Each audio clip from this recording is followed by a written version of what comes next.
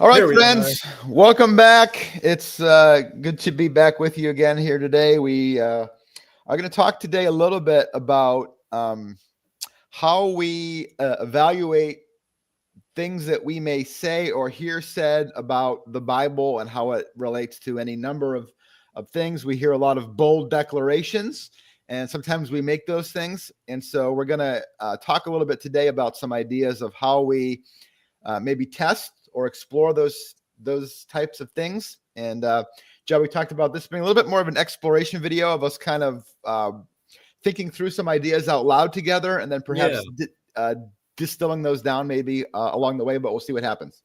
Right. Yeah, I think we'll see how it goes today, but maybe more of a free-flowing discussion.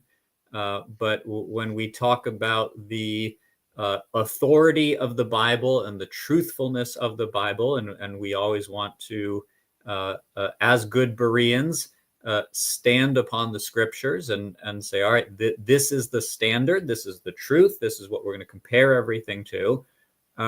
What oftentimes ends up happening for all of us is we read a passage of scripture and we say, okay, this is the truth. Then we interpret that passage and say, here's what it means. And then what we have to ask is my interpretation of this passage as true as the passage itself? Did I miss something in my interpretation? Did I misinterpret? And unfortunately, I think what we find very oftentimes is people will make statements and say, this is the truth.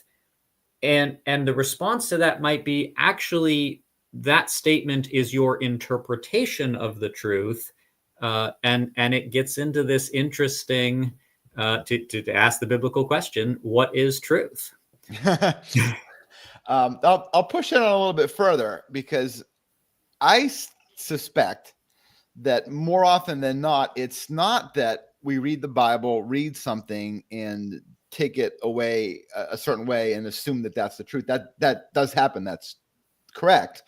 But I think more often than not, we are told or taught this verse means this thing, sometimes over and over and over and over again. And so the assumption is, because this oftentimes comes from trusted sources. Sometimes it doesn't. Sometimes it comes from the internet world, just broadly, but sometimes it's, well, my pastor always said, right? Or I was always told, or my parent or whatever always said that this verse means this thing. And so it's not even questioned. And I think what we're going to propose here is some questioning, not in the sense of doubting the Bible, right? Or doubting our faith, but questioning things that are said about the Bible or interpretations, not necessarily to change that interpretation, but to evaluate it, to test it, to see whether it stands the test, whether it holds firm, or whether under that challenge it starts to crumble, or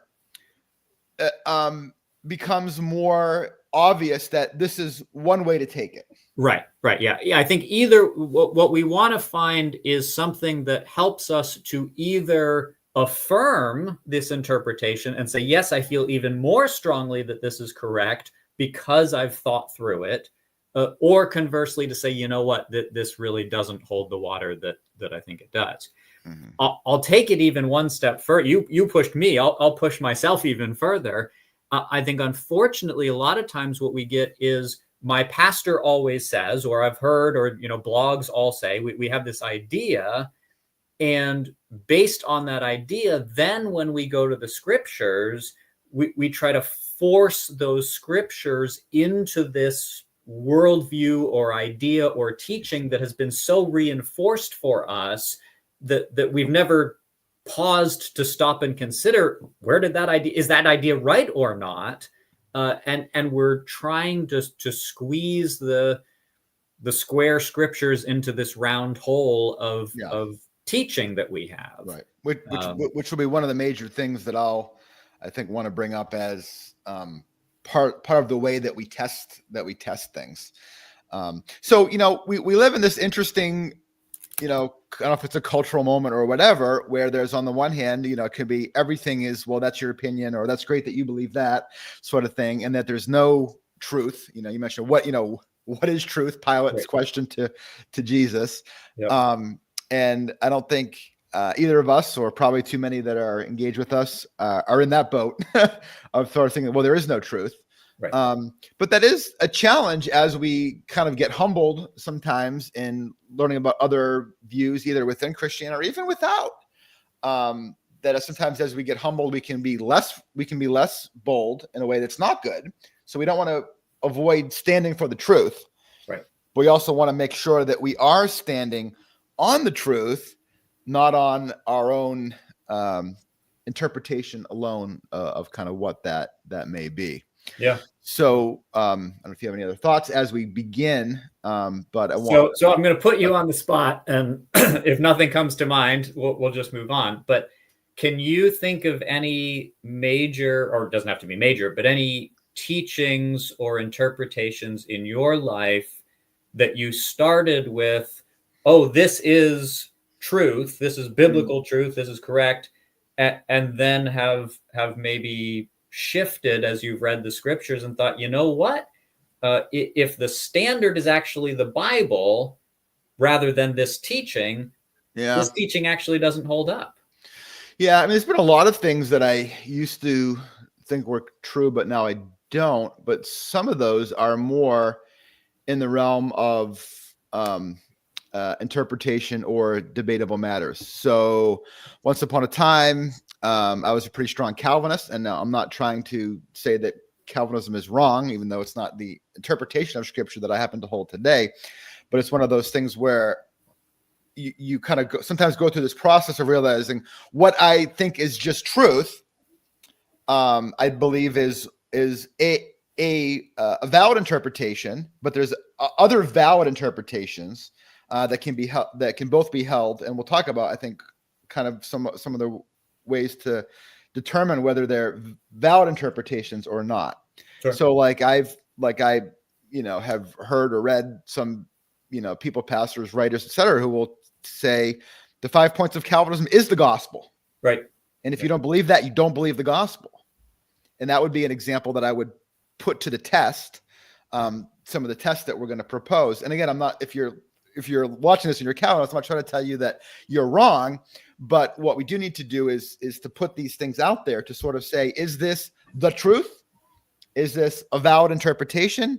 Is this a very weak or invalid interpretation? And all those things are possible depending on the statements. So I used to have a different view of women in ministry, or maybe even in marriage, which is a big subject.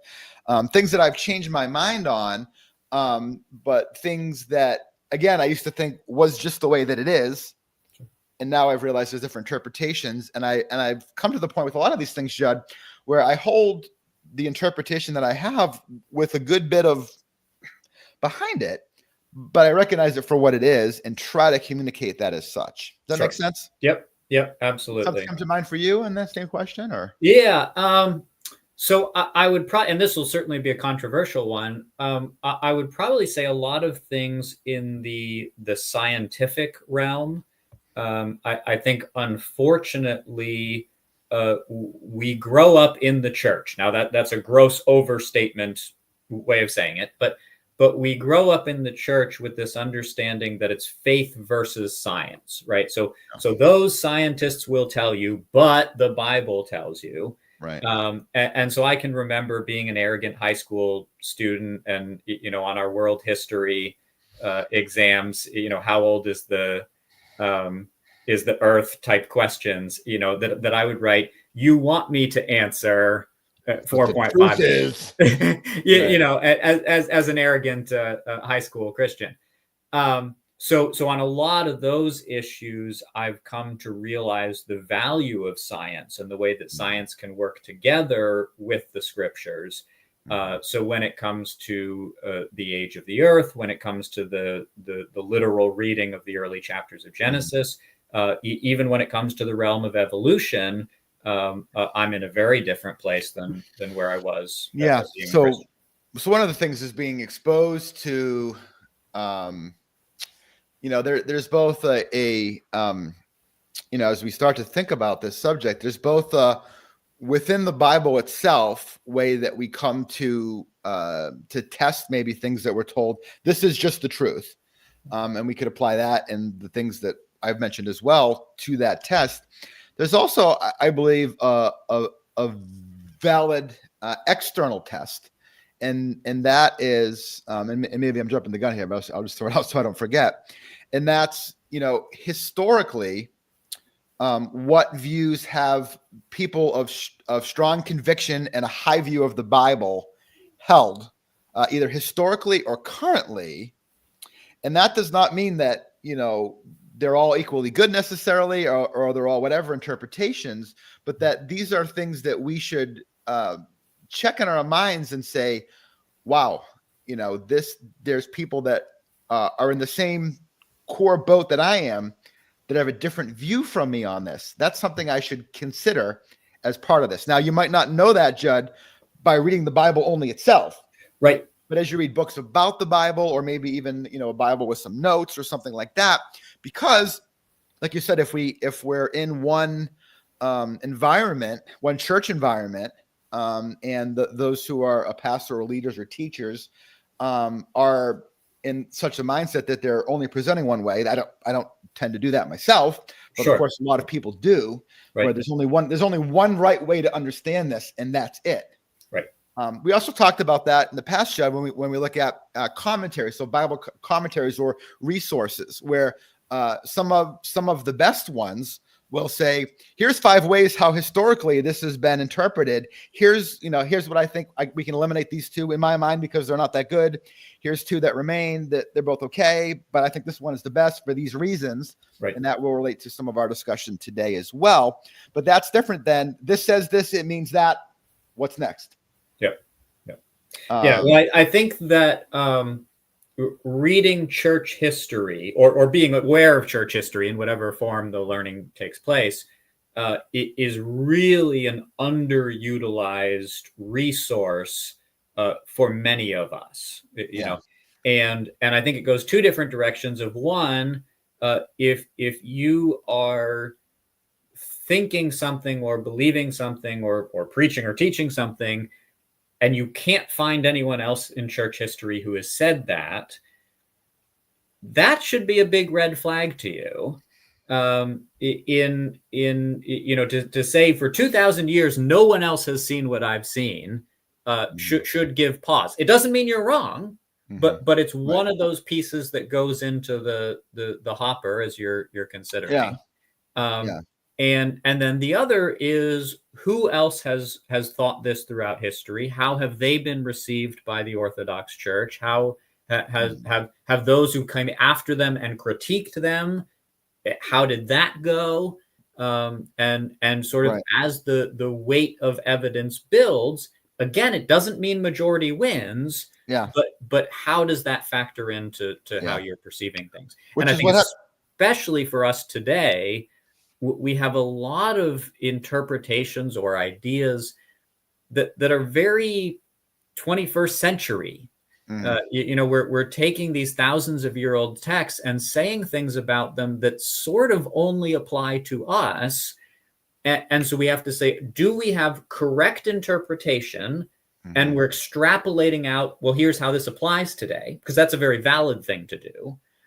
Or are we taking a text, ripping it out of its historical context, planting it in our context, and saying, well, this is what it's all about. And that's invalid. Right. And of course, you've been teaching a class on hermeneutics or biblical interpretation, not for the first time. So I'm sure some of these things have been top of mind for you as well. Absolutely. Okay. So let's kind of dig in a sense, and let's maybe start with, where we would begin to go with something that we read or thought ourselves about the Bible. We did some time ago, Judd, we did a video with memes, social media memes, which is where these things sometimes show up, right? Right. And we kind of and we practice this. So I'll try to find a link to that and put it in, because that, Judd, is really an application of some of what we're talking about today. Right. Something like that, So where do we start with whether we read something, we assume this is it, or we see a meme or we hear somebody say something about the Bible. This Bible says this, and it means this. Let me use an example that I did a blog post about, and not that we'll follow this example all the way down, but it's been common to quote the verse that says, "Where there is no vision, the people perish." And so, Pastor, you must have a vision, or your people will, whatever. And when you chase that down, you got to go to one translation to see what it means, and it's not really what it means. It means when people don't listen to what God has said, right, then things won't go well. Right. I'm kind of short skirting that, but sometimes we hear things and we like what the person says with it, and that makes it even harder to want to examine, because I really like that. Right. It seems good. It's not like, hey, this verse says we should all go out and sin a lot. Like it sounds good. And it may even be a true thing, which is one of the things you've mentioned a lot. You and I mentioned a lot. Yeah. The statement itself could be valid, but doesn't mean the scripture that you're using to say it is necessarily valid. Yeah. Yeah. So how do we begin? So I think that's probably the easiest starting place is when we make statements, when we say this Bible verse or this Bible passage says this. And the reality is, once all the work is done, your conclusion was accurate, but not from that biblical passage. That's not what that biblical passage was talking about. So the principle, to use your example, the principle that a church should have a vision. What are we here for? Why do we exist? Why are we choosing to be a local church rather than say, hey, there's 3 other local churches down the street, let's go join them? No, we believe we exist for. That's a good thing, right? But that has nothing to do with the verse from Proverbs that you quoted. Yeah. So one of the places that I like to start, and it's so simple that we skip over it, and it's I always use the example of, and I know not everyone's a fan of the show The Office. But there's a show there's an episode in The Office where 2 of the characters have just gone to marital counseling, and their counselor has given them things to work on. And essentially he's teaching them how to communicate, which quite honestly, when I do marital counseling is what I do. It's you got to talk to each other. A big part of it. Right. Not even that spiritual, just kind of a practical advice. Right. You have to speak. But when you're learning to speak, or when you're learning to practice, you have to overly communicate. And so the characters in The Office are saying, well, to speak my truth, I would say, and then they say it. And they're, they have to respond to every difficult circumstance as an opportunity, so I appreciate the opportunity to, and it's all very forced and this kind of thing. But the idea being, listen, this feels awkward. It feels so easy. Can we just skip over it? And the answer is no, you can't skip over it. You have to do it. What is it? In the same way, when you come to a Bible passage, what are the words in the Bible passage? And we say, well, I know what the words are. No. What are the words? What words are in this Bible passage? And is your interpretation actually in the word? Can you find the words in the passage that say it? So with your example, when there's no vision, the people perish, and you say, well, there it is. There's the word vision. You start to look at other translations, or you look at what this word vision means. And suddenly you find something much more along the lines of where there's no revelation, the people perish. Suddenly your entire structure has crumbled, because everything you want to say rests upon the word vision, meaning 21st century vision statement for a church or a business. And you just can't get that from Proverbs. It's not there. The word vision statement isn't in this verse in Proverbs. And so there's an example where it's okay, we need a good translation for this word, but many times it's just the words that we're looking for aren't there. I used an example. You mentioned I'm teaching biblical interpretation right now. We did an example just last week in our class where we were looking at a passage within the longer narrative about David. And what we find in this passage is that Saul and Jonathan, so Saul is kind of David's main adversary, and Saul's son Jonathan, who really should be with his father, is actually David's main ally. Thank you. And so I asked my student, who is this passage about? And the natural inclination is to say, well, it's about David. The last 10 chapters were about David. The next 10 chapters, it's all about David. But when you actually read the words of the passage, David is doing very little, Saul is doing a lot, and Jonathan is doing a lot. And what the passage is really talking about is this wild dichotomy in which a father and son who should be on the same page are responding to David very differently. And I think we get a similar kind of thing very oftentimes where we say, oh, I know this passage, it's about David. And we have to say, are those words actually in the passage? What are the words of the passage that you're reading? And so often we skip right over the words to get to the meaning. And we have to slow down and use the building blocks that we're given, and the building blocks are the words. So you think that's the simple thing that's overlooked, huh? I think you're already down the road a little bit. I think the first step that we don't hardly ever do is actually open the Bible to the thing that's been quoted at all, right? Because sometimes you just read it and think, oh yeah, I agree with that, or I like that. But yeah, sure. Well, and that really depends on where are we starting? Where are we starting? Are we starting from our reading of the Bible and we're coming up with interpretation, or are we starting with something that we're hearing and then so yeah, very, very good point. Very good point there. So make sure as you're, however it is that you're thinking through something, have the Bible open, so to speak, whether it's an app or your actual Bible, have it open and looking at it. Yes. And so one of the things we'll be looking at what is actually said there, you mentioned, and one of the ways that we've mentioned before, that's a great way to get at it, is to look at multiple translations. That is something that anybody can do. You can do it for free online. You probably have a couple Bibles already.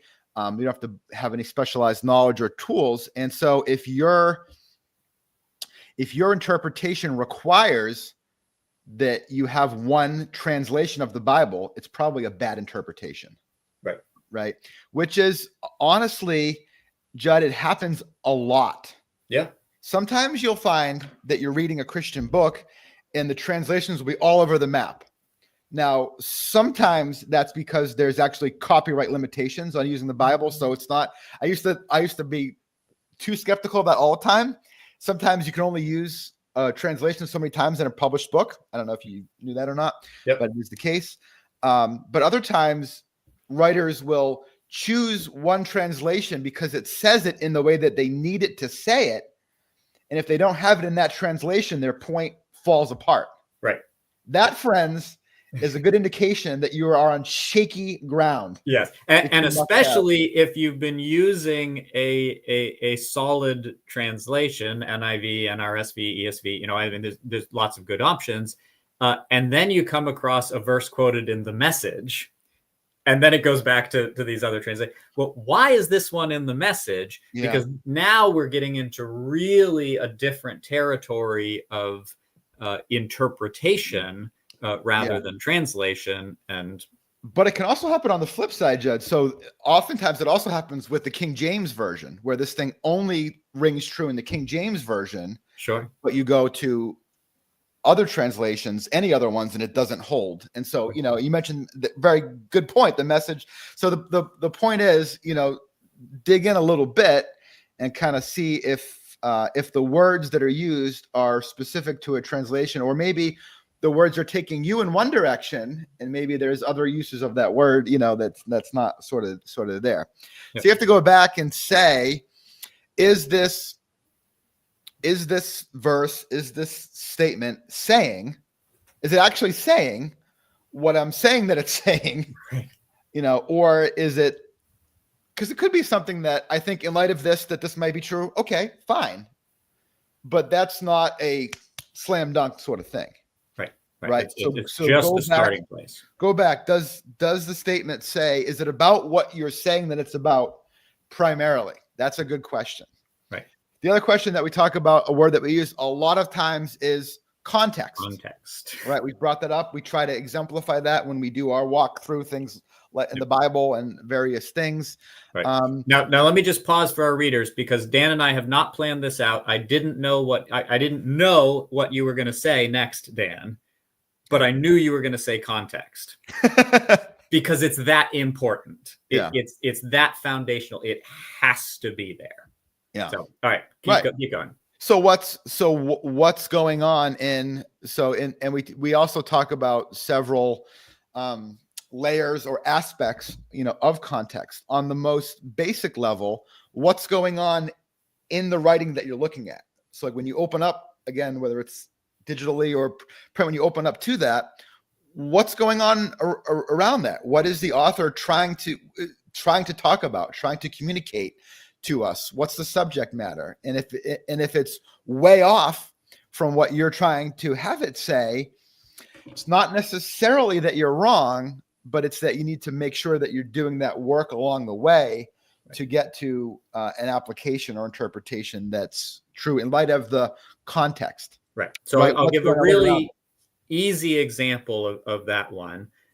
Philippians 4:13 is probably one of the most often quoted Bible verses. I can do all things through Christ who strengthens me. Win the football game.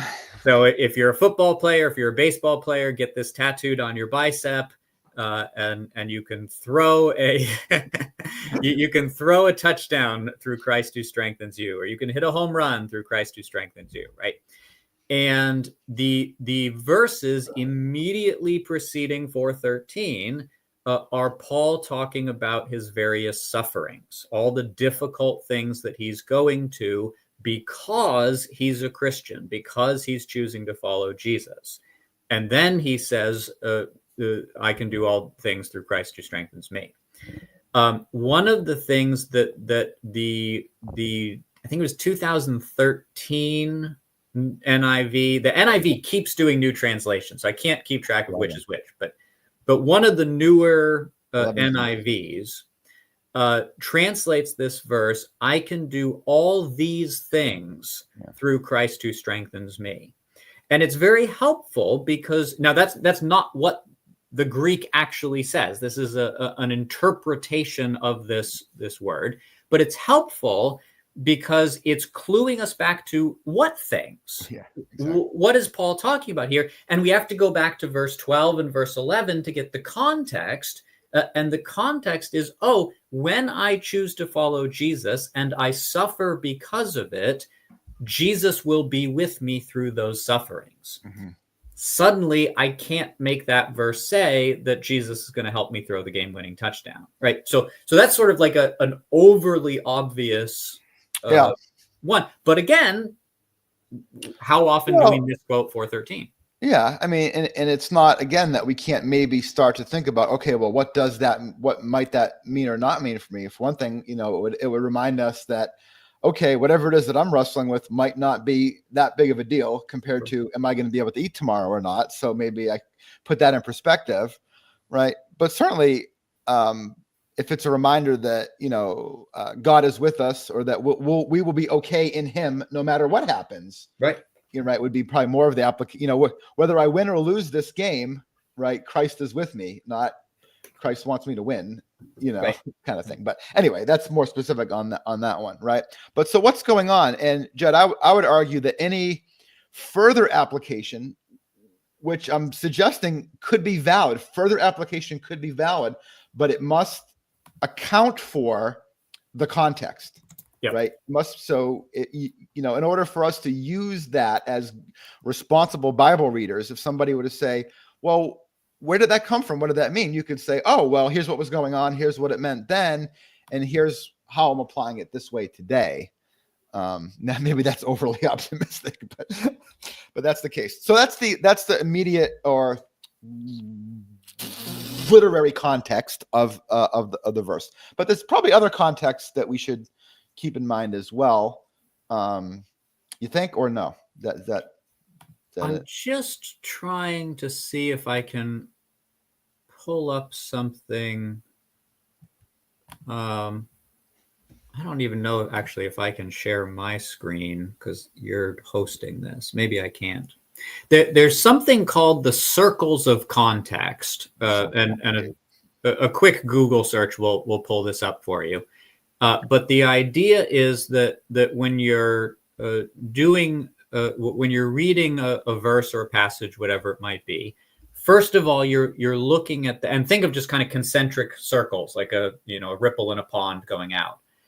So that first you're looking at the actual passage that you're looking at. That was kind of where I started. What does this passage say?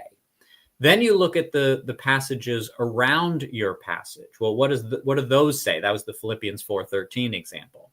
Then you look at the whole book. What is this book of the Bible about? Why did Paul write the book of Philippians? Then you go to what else has Paul written? How does what he's saying here compare to what's going on there? Then you move out to the rest of the New Testament. Then you move out to the Bible as a whole. And so the point is that the context is not just here are the passages right next to it. And this goes back to the whole Berean idea that you and I are following, Dan. But is what I'm reading in this passage consistent with the rest of the Bible? Because if I end up with something that I say, well, this really works with how I read the book of Philippians, but then I turn to the book of James and Paul are saying two different things. Yeah. We have to say, whoa. Right. God has inspired the scriptures. James and Paul are not saying contradictory things. So how can I interpret both Paul and James so that both of them are speaking for God and both of them are saying maybe not the same thing, but not contradictory things? Yeah. So one of the things that I do that I wanted to mention in this discussion today, and I'm not sure if I would formally put this under the category of context or not, but a way that I regularly test things is by saying what might seem to, what else in the Bible might challenge this or might seem like it's saying the opposite of this.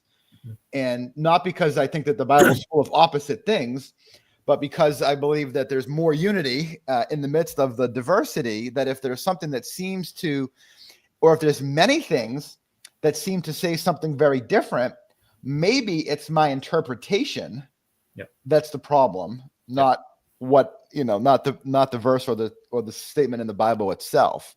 And Judd, I've kind of taken, like for me, I try to do that quickly because I don't want to walk down the road of interpretations that aren't going to hold the test. Right. So I don't try to love it and enjoy it and then teach it and then wonder whether it's going to be challenged, because anybody could say, I want to be prepared to have somebody say, well, what about this?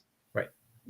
Or what about some, in the realm of context you mentioned within the same letter or document with a book of the Bible and that same author's corpus. For example, we've looked at 1 Corinthians says, women be silent, where a little bit earlier it said, hey, when you pray and prophesy, do this. And so it's like, okay, that's the same book of the Bible. Right. So if your interpretation is women must be silent at all times in church, that's a bad interpretation because of it directly contradicts the same book. Something else, or unless you want to say that one contradicts, but whatever. But you have to. That's part of what you have to wrestle through if you're going to hold something as a valid interpretation. Right. So I would suggest that you, as a responsible Bible reader, you can't make a meme that says women be silent in the church. Paul says so. That's not responsible unless you've done the work, you've challenged it with that, and still can account for that other statement. Now, once you can do that, maybe you have a valid interpretation of something, but you need to be able to account for potential counter statements. Right. Yep. So something that I would say as maybe a side note to this is the vital importance of genre. So when you're reading a particular passage or book of the Bible, what type of literature is it? And then how does that relate to statements in other types of literature? And probably the most obvious example of this is that there is a ton of poetry in the Bible, and not just in the books that we call the poetic books, that throughout almost every book of the Bible, there's poetry.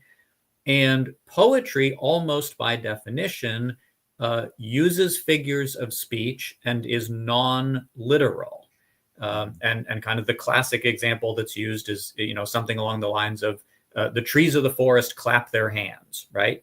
And we don't even have to pause to think about it to recognize trees don't have hands, that an image is being used for us. But way more than we are aware of sometimes, poetic figures of speech are being used in the Bible.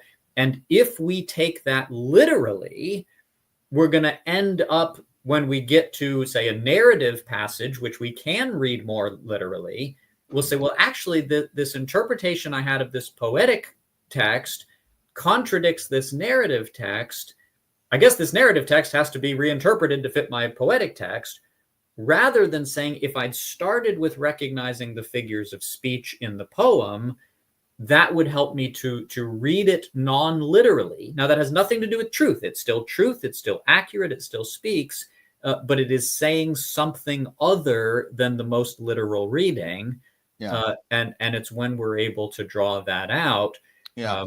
Another classic example in 1 Timothy 2:15, Paul says women will be saved through childbearing. And there are hundreds of verses in the Bible that confirm for us Paul is not saying what seems to be the most literal reading of this verse. Ladies, if you want salvation, you got to have a child, right? That's not what he means. There's no chance that's what he means based on everything else he says. Right. So we have to do something with this one verse that is something other than the most obvious reading of it, so that it lines up with everything else that Paul says. Yeah, but this is oftentimes not what people do, is kind of our point. We say, the Bible says, and so... There's some mantra like, Paul Bible said it, something, so it's good enough for me. Do you know what I'm talking about? I think that's a joke about the King James Bible. Good. But the standard thing is, God said it, I believe it, that settles it. Yeah, that's the kind which is good as far as it goes. It works through what we're talking about and comes out, on top. Another example of genre is Proverbs that I mentioned. And this may be debatable to some extent, but I think it's correct. When you understand the genre of Proverbs, it really helps you to not misinterpret Proverbs. Right. At a blog post that said Proverbs aren't promises, and Judd, many times I've heard people say the Word of God says, train up a child in the way they will go, and when they're old, they will not depart. And I'm counting on, even though my son is an atheist, and and whatever, I'm counting on the promise of God, right, that before the end. And look, Judd, the reality is, plenty of kids that grow up in good Christian homes die as atheists. Yeah. If that's a promise of God, it's a pretty lousy promise, because it doesn't. I'm pushing hard now. That's kind of a bold statement, but when you realize the genre and what's going on there, now that doesn't mean that that's a load of crap. It's good wisdom, right? But it doesn't mean that there's not exceptions, right? Now, when Jesus says, "I'll never leave you or forsake you," right, or "I'm with you always to the end of the age," right, like something like that. Like, is that a promise? That certainly seems like a promise, right? Because it's not wisdom literature, which. Well, and the other piece that's fun about wisdom literature is that sometimes it states the ideal. This is how the world ought to be, right? Other times it states this is how the world is, and it really ought not to be this way.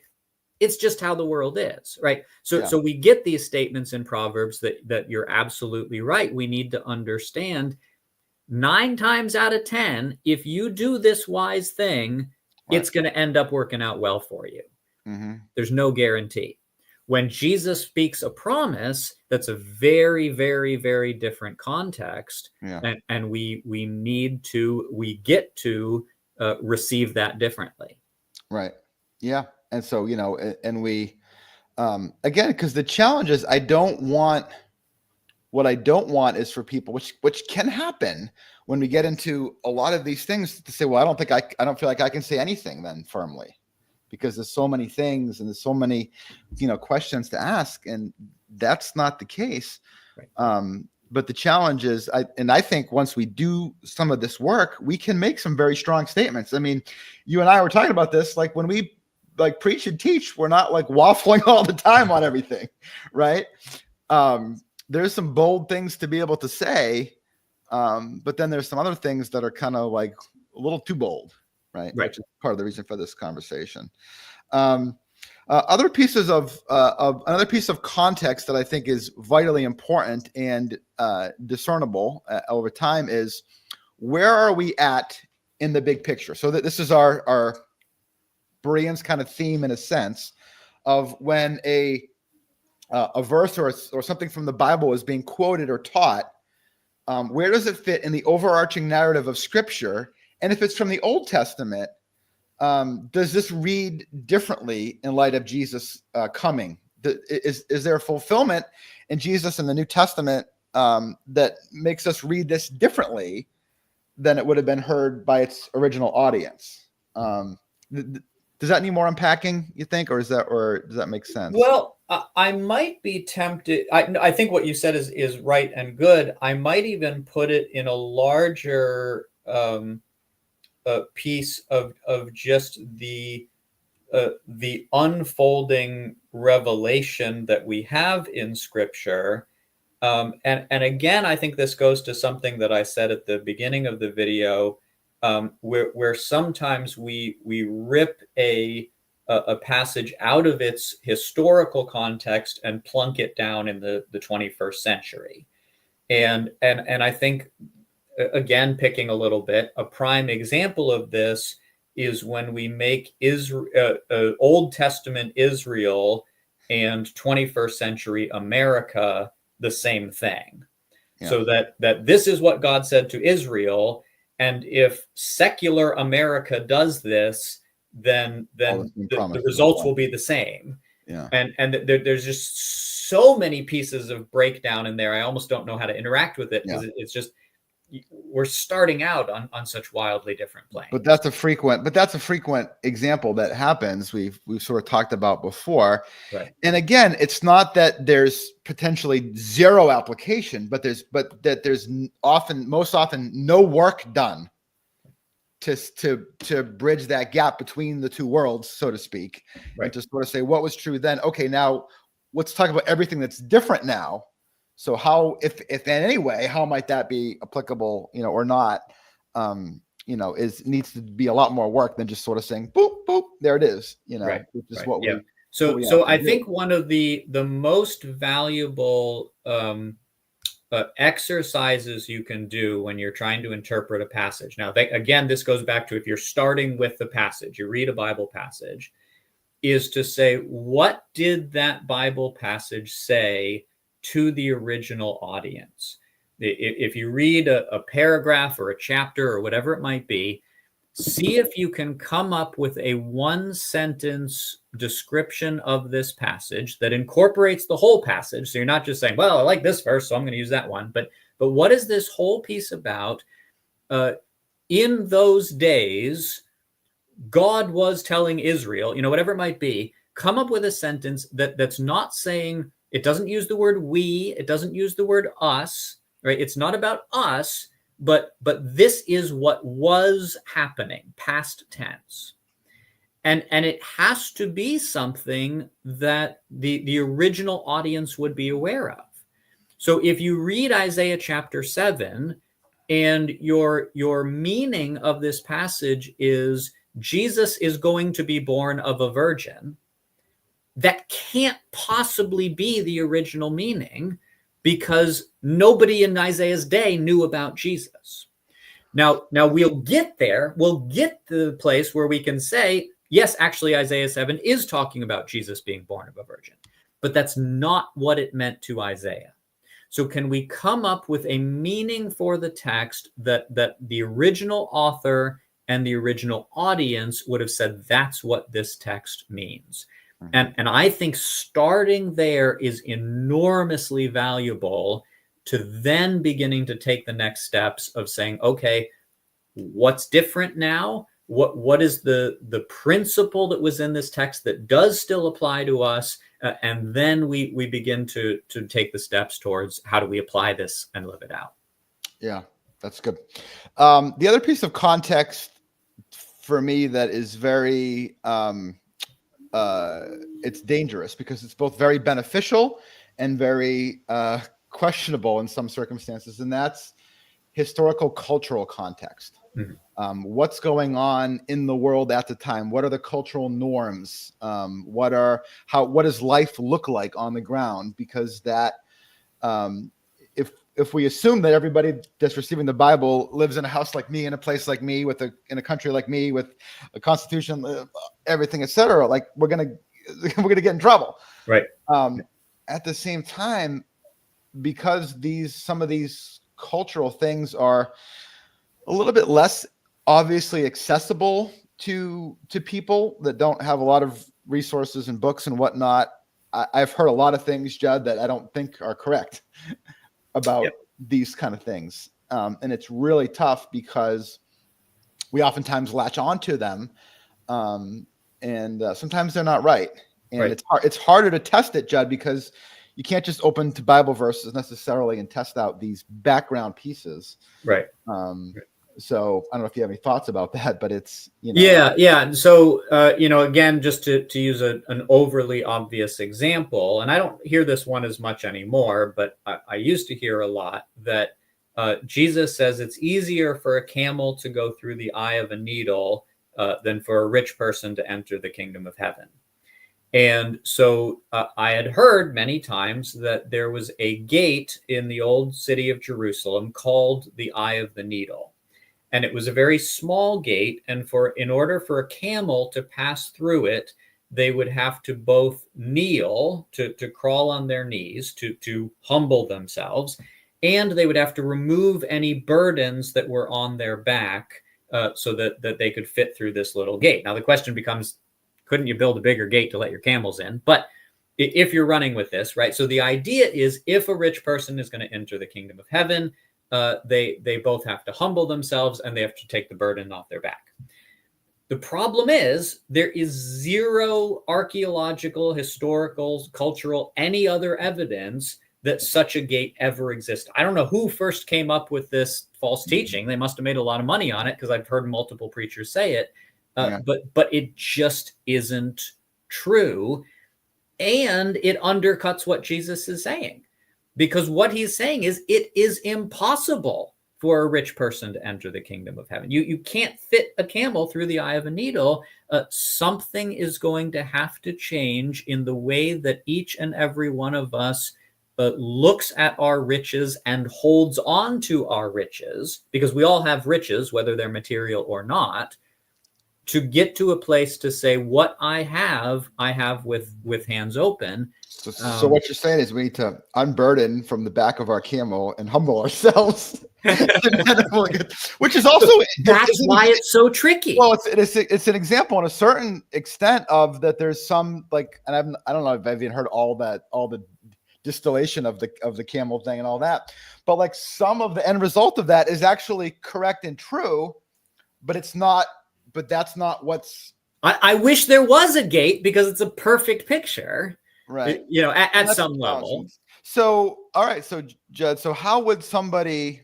One thing that will pop up a lot coming up here for Christmas, I guarantee you'll all see it online, is that the lambs outside of Bethlehem would be swaddled, and there's all this stuff, which is an interesting thing. We can link to some articles sort of about that, but there's things, and sometimes, Judd, it's because we love them so much, or they relate, or it just makes us feel like this makes sense, that we want to say and repeat these things. So, but here's the question: how would somebody evaluate that kind of thing? You hear it in a sermon, you see it in a Facebook post or whatever, and you're like, well, I can't open the Bible to know whether that's true or not. I know we're a little bit afield on that, but I think it's a good question. Yeah. How would how would you suggest somebody go about that? Right. I mean, this really is one of the the harder pieces, because it does require I'll use the word work, research, evaluation. There has to be some investigation going on. So I think that sometimes we have to pull on the thread a little bit. If your pastor preaches a sermon where they say, there was this gate in Jerusalem called the Eye of the Needle. After the sermon, pastor, where did you get that historical information? Well, I got it from this book that I'd be happy to lend it to you. And is this a book written by Mr. PhD who went to such and such university? Or is this written by John Doe, who teaches at John Doe Ministries at johndoe.com? And, suddenly it becomes very suspect very quickly. So there's, I think there are ways to pull on the string of where did you get that? Where did they get that? Where did they get that? And is there some precedence for this? And if it's, and this is the one I hear all the time. I read it in a blog somewhere, but I can't remember where, but they said, I'm not going to put a lot of stock in that. I want to see the sources, a little bit. And we need to trust one another. But that doesn't mean trusting Wikipedia. It doesn't mean trusting Facebook. We need to dig a little deeper than that sometimes. And if you're a person if you're a teacher or a preacher, like, don't be lazy. Yeah. I heard this before. And if you're anybody, be careful, like, what you share, if there's no whatever done in it, because if you're sharing just things that are just false, without even caring to look, are you a trustworthy voice? Kind of thing. Now, we all, have shared things that maybe we learn later aren't whatever true, etc. Yep. But the other thing is too, like, if you're gonna share or say something, you also can say, hey, I don't really know if this is true or not. But it's interesting enough that I want to share it with you to see, what you think. Right. That's one thing again, this is kind of one of those pieces with, like, interpretations of things. If you know that you're holding an interpretation, or if it's an example that you're not really sure, express what you're doing. Like, hold that loosely enough so that if it's challenged and you're not right, that you're not finding to be a false teacher or someone that just doesn't care. I mean, that's a strong word, but sure. I would be careful with that. But you know what I mean? Someone who's taught something that's not true. That's not correct. Yeah. One other just side note on this conversation that I'll say very quickly. There's no such thing as Bible times. So what I mean, Bible times. What I mean, because we get in this instance of, okay, I'm talking about a text that's 700 BC. The Assyrians are the major dominating world empire at the time, right? And we say, in this time, and just to use a really stupid example, in this time when the Romans were in charge, right? The Romans are 600 years down the road. There's no such thing as the Roman Empire yet. So saying that the Assyrians are acting this way, is that because the Assyrians were acting this way, or is it because 600 years later, that's what the Romans did, right? And we need to make sure that, and even that, I don't remember when the Roman Empire started, so my math might be off there. But the point being, we are dealing with century upon century upon century of multiple continent, multiple context, multiple language, multiple society literature.